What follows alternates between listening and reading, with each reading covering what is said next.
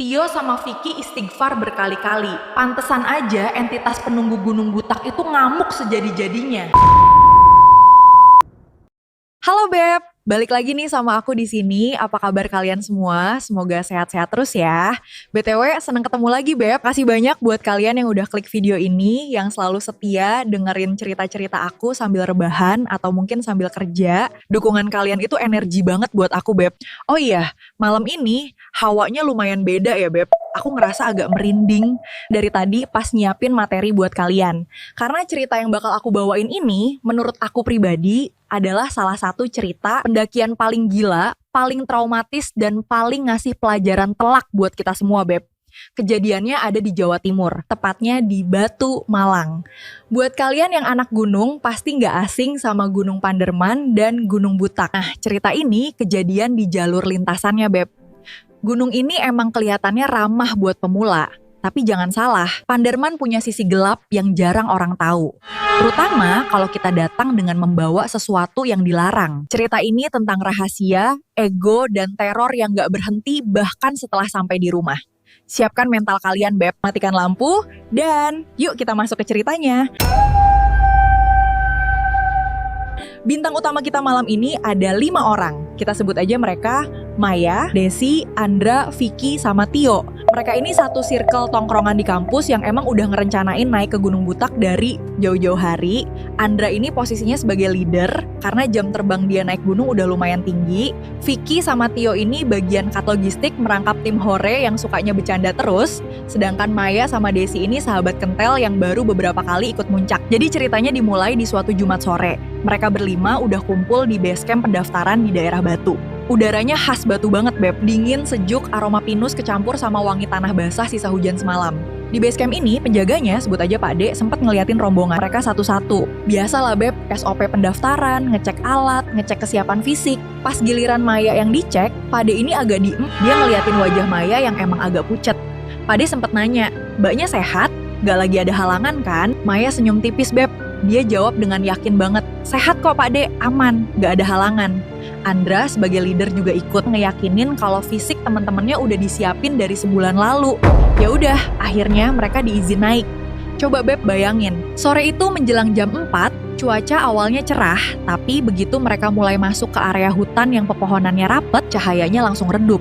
Vibes-nya kayak tiba-tiba udah jam 6 sore. Langkah kaki mereka bergesekan sama daun-daun kering. Tio sama Vicky masih asik nyanyi-nyanyi kecil, Andra mimpin di depan, sementara Desi sama Maya jalan di tengah. Baru nyampe di pos 1, Beb. Maya udah minta break, dia kelihatan ngos-ngosan parah, keringet dinginnya segede-gede jagung nembus di jidatnya. Desi nanya dong, "Lo kenapa, Mei? Tumben baru pos 1 udah tepar." Maya cuma ngibas-ngibasin tangan, bilang kalau dia kurang tidur aja semalam. Andra yang ngeliat itu nawarin buat bawain sebagian barang dari tas Maya, tapi Maya nolak. Dia maksa buat lanjut. Perjalanan dilanjutin sampai akhirnya langit bener-bener gelap. Masuk waktu maghrib, Beb. Buat kamu yang sering naik gunung pasti tahu aturan tak tertulis ini. Kalau udah maghrib, mending berhenti dulu, jangan gerak. Tapi karena posisi mereka ini nanggung banget, sedikit lagi nyampe pos 3, Andra mutusin buat lanjut pelan-pelan sembari nyalain headlampnya. Disinilah teror pertama mulai kerasa, Beb. Hutan yang tadinya masih ada suara tonggeret atau burung malam, tiba-tiba hening. Hening yang benar-benar mati. Saking sepinya, kamu cuma bisa dengar suara napas kamu sendiri. Beb, kamu pernah gak sih ada di ruangan atau tempat yang saking sunyinya, kuping kamu tuh malah berdenging? Nah, kayak gitu yang dirasain mereka berlima. Tiba-tiba, suhu udara drop drastis. Ini bukan dingin angin gunung biasa, Beb. Ini dingin yang nusuk langsung ke tulang sumsum. Hawa dingin yang bikin bulu kuduk di tengkuk kamu otomatis berdiri semua. Di tengah keheningan itu, Maya yang jalan paling belakang, tiba-tiba nyium bau yang aneh banget, Beb. Awalnya wangi melati, nyenget banget kayak ada yang numpahin parfum pas di depan hidungnya. Tapi nggak sampai 3 detik, Beb, wangi melati itu berubah jadi bau anyir, Beb. Bau darah kental campur bau daging busuk. Maya langsung tutup hidung, dia mau teriak nanya ke Desi yang ada di depannya, tapi suaranya ketahan di tenggorokan. Kenapa? Karena pas dia nengok sedikit ke arah kiri, ke arah semak-semak yang gelap, gulita di luar sorotan headlamp, Maya ngeliat ada sepasang mata merah nyalang lagi ngeliatin dia dari balik pohon besar. Matanya itu gak berkedip, Beb. Posisi matanya terlalu tinggi buat ukuran manusia, mungkin sekitar 2 meter lebih dari tanah. Beb, Maya langsung merinding hebat, kakinya lemes, dia cuma bisa nunduk dan buru-buru narik tas Desi. Des, cepetan jalannya Des. Gemetar parah. Desi yang gak tahu apa-apa cuma ngomel kecil karena tasnya ditarik-tarik. Andra akhirnya ngasih komando buat buka tenda di sana ya Beb. Area yang lumayan datar gak jauh dari situ. Sebelum nyampe sabana atas, karena ngelihat kondisi Maya yang makin pucat kayak mayat, proses bangun tenda berjalan cepet Beb. Cowok-cowok bagi tugas, Vicky sama Tio masak air buat bikin kopi sama mie instan. Andra mastiin patok tenda kuat, sementara Desi sama Maya langsung masuk ke dalam tenda cewek buat rebahan. Beb, menurut kamu wajar nggak sih kalau di ketinggian ribuan meter di atas permukaan laut, di tengah hutan lebat, tiba-tiba ada suara orang nyapu, Beb? Lagi asik-asik seruput kopi di luar tenda, Andra, Tio, sama Vicky denger suara aneh. Shrek, shrek, shrek. Suara itu kedengeran ritmis, pelan, muterin area tenda mereka. Tio yang tadinya banyak omong langsung kicep. Vicky nyenggol lengan Andra. Dra, lu denger nggak? Bisik Vicky. Andra cuma ngangguk, dia ngasih kode lewat jari telunjuk di bibir, nyuruh teman-temannya diam. Mereka bertiga nyenter ke arah sumber suara, tapi nggak ada apa-apa Beb. Cuma kabut tebal yang mulai turun, nutupin jarak pandang. Tapi anehnya, suara shrek, shrek itu makin jelas. Dan kali ini, asalnya bukan dari tanah, melainkan dari atas pohon di atas tenda mereka. Sumpah Beb, merinding banget kalau inget cerita ini. Kayak ada sesuatu yang merayap turun dari batang pohon secara terbalik. Andra buru-buru nyuruh Vicky sama Tio masuk ke tenda cowok. Dan dia mastiin tenda cewek aman. Pas dia nanya dari luar, Des, Mei, aman kan? Desi jawab aman, tapi suaranya bergetar Beb. Di dalam tenda cewek, keadaannya jauh lebih mencekam Beb. Maya sedari tadi meringkuk sambil meluk perutnya. Dia nangis tanpa suara. Desi panik, Mei, lo sakit lambung? Kenapa gak bilang dari tadi? Maya cuma geleng-geleng kepala.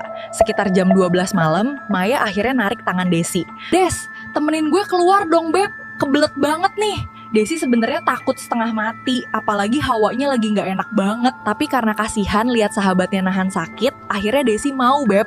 Mereka keluar tenda pakai jaket tebal dan bawa headlamp. Suasananya pekat banget Beb. Kabutnya bikin jarak pandang cuma sekitar 2 meter. Mereka jalan sedikit menjauh dari tenda, nyari semak-semak yang agak ketutup. Udah di sini aja Mai, jangan jauh-jauh Beb, kata Desi sambil berdiri ngebelakangin Maya buat nutupin sekalian. Maya jongkok di balik semak, Desi nungguin sambil terus komat-kamit baca doa. Sekitar 5 menit berlalu, Maya belum selesai juga. Tiba-tiba, Desi nyium bau anyir yang kuat banget. Baunya persis kayak bau darah segar yang baru tumpah. Bersamaan dengan bau itu, Beb, udara di sekitar mereka kerasa berat. Oksigen kayak mendadak tipis. Beb, Mei, udah belum? Suara Desi udah bergetar, gak ada jawaban dari Maya. Mei, jangan bercanda dong, buruan. Desi mulai panik, masih hening. Desi pelan-pelan muter badannya buat ngecek Maya. Pas dia nengok, headlampnya nyorot ke arah semak-semak tempat Maya jongkok tadi. Maya masih ada di sana Beb. Dia jongkok nunduk ke bawah, badannya kaku gak bergerak. Tapi yang bikin jantung Desi kayak mau copot. Tepat di belakang punggung Maya, ada sosok perempuan rambutnya panjang kusut sampai nyentuh tanah. Wajahnya gak kelihatan karena ketutup rambut, badannya dibalut kain putih lusuh yang penuh noda merah kecoklatan. Sosok itu berdiri membungkuk, Beb. Wajahnya yang tertutup rambut itu dideketin tepat ke ceruk leher Maya, seolah-olah lagi menghirup aroma dari tubuh Maya dalam-dalam. Beb, kalau kamu jadi Desi, kamu bakal ngapain? Lari ninggalin temen kamu atau teriak? Desi saking shocknya, kakinya kayak dipaku di tanah. Dia mau teriak tapi suaranya habis. Dia cuma bisa nangis sesenggukan ngelihat pemandangan itu. Tiba-tiba, sosok itu pelan-pelan ngangkat kepalanya. Rambutnya tersingkap sedikit dan ngelihat ke arah Desi. Meskipun gelap, Beb, Desi bisa lihat mata sosok itu putih semua tanpa hitam-hitamnya. Dan mulutnya robek lebar sampai ke telinga. Minta merahnya. Suara itu bergema, Beb. Suaranya langsung terngiang di dalam kepala Desi. Serak, basah, dan menyeramkan. Detik itu juga Desi menjerit sekencang-kencangnya. Allahu Akbar. Andra.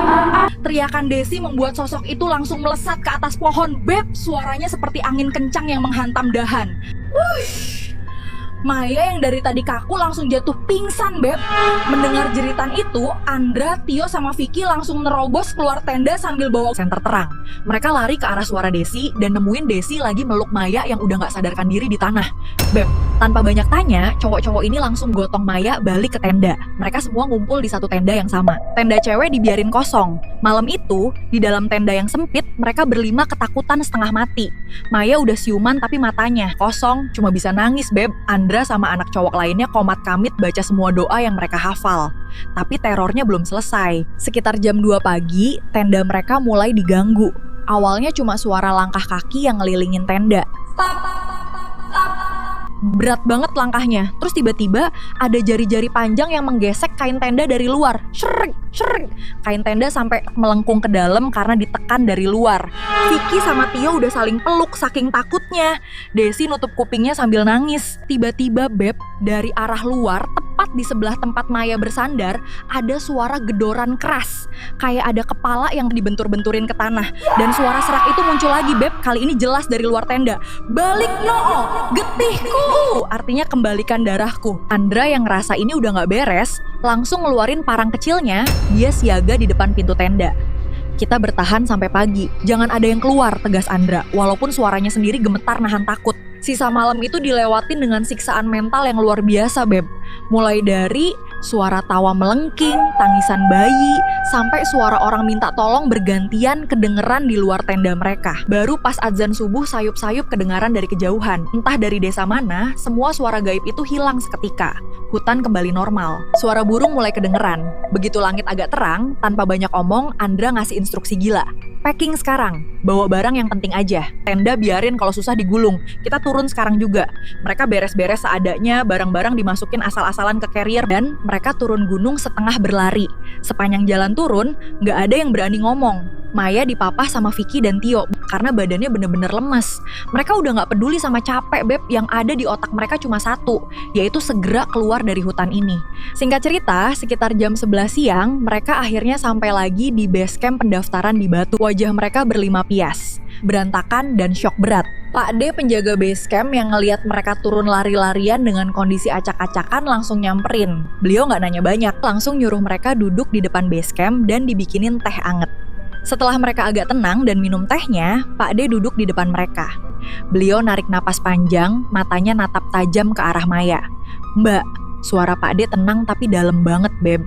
Gunung itu tempat sakral, Mbak, bukan tempat buat buang kotoran, apalagi darah. Mendengar kata-kata Pak D, Andra, Vicky, Tio, dan Desi langsung kaget dan langsung noleh ke arah Maya. Maya yang dari tadi nunduk, tiba-tiba pecah tangisannya. Dia nangis kejer sampai sesenggukan. Sambil nutupin mukanya, akhirnya sebuah rahasia yang bikin malam mereka jadi neraka, kini terbongkar, Beb. Ternyata pas mereka berangkat dari Malang, Maya itu lagi hari kedua haid, darahnya lagi banyak-banyaknya. Kenapa dia bohong pas di pos pendaftaran? Karena dia nggak mau ngerusak rencana liburan tongkrongannya, Beb. Tiket udah dibeli, persiapan udah mateng, dia takut temen-temennya kecewa kalau batal muncak cuma gara-gara dia. Jadi dia nekat maksain naik gunung, Beb, sambil nahan kram perut yang luar biasa sakit dari pos 1. Tapi bukan cuma itu aja masalahnya. Plot twist yang bikin Andra dan yang lain pengen marah tapi nggak bisa adalah Maya mengaku waktu dia minta break agak lama. Di sekitar pos 3 saat maghrib, dia sebenarnya diem-diem ganti pembalut. Karena panik takut ketahuan temen-temennya, pembalut yang penuh darah itu cuma dia gali sedikit pakai kayu, Beb, dan dia kubur seadanya di bawah pohon besar tempat dia nyium bau anyir pertama kali. Dan parahnya lagi, pas jam 12 malam waktu dia minta temenin Desi ke semak-semak, dia ganti pembalut lagi, Beb. Dan pembalut kotor itu lagi-lagi cuma dia lempar ke balik semak-semak karena gelap dan dia buru-buru. Andra yang denger itu langsung megang kepalanya. Tio sama Vicky istighfar berkali-kali. Pantesan aja entitas penunggu gunung butak itu ngamuk sejadi-jadinya. Darah haid itu ibarat persembahan, Beb, atau makanan lezat buat makhluk-makhluk halus di sana. Dengan ngubur dan buang pembalut sembarangan, Beb, Maya secara nggak langsung ngundang mereka buat datang dan ninggalin jejak darah yang bikin mereka dikejar sampai ke tenda. Pak D cuma geleng-geleng kepala. Beliau bilang, untung aja kalian dilindungi dan bisa selamat sampai bawah. Karena kejadian kayak gini, yang maksain naik padahal lagi kotor, sering banget berujung kesurupan massal atau bahkan ada yang sampai disesatkan masuk ke dimensi lain dan gak balik lagi. Hari itu juga, Pak D manggil orang pintar setempat buat ngebersihin Maya dan teman-temannya, Beb, dari sisa-sisa hawa yang mungkin masih ngikutin dari atas gunung. Sumpah, Beb, merinding banget kalau inget kepolosannya Maya yang nekat karena ego pengen liburan, tapi malah bawa petaka buat satu circle. Setelah kejadian itu, mereka berlima vakum naik gunung sampai bertahun-tahun, Beb.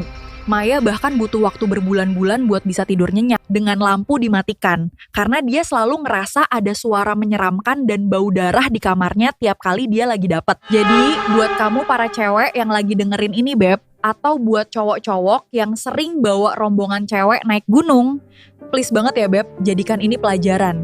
Jangan pernah bohongin kondisi fisik kalian, apalagi soal datang bulan.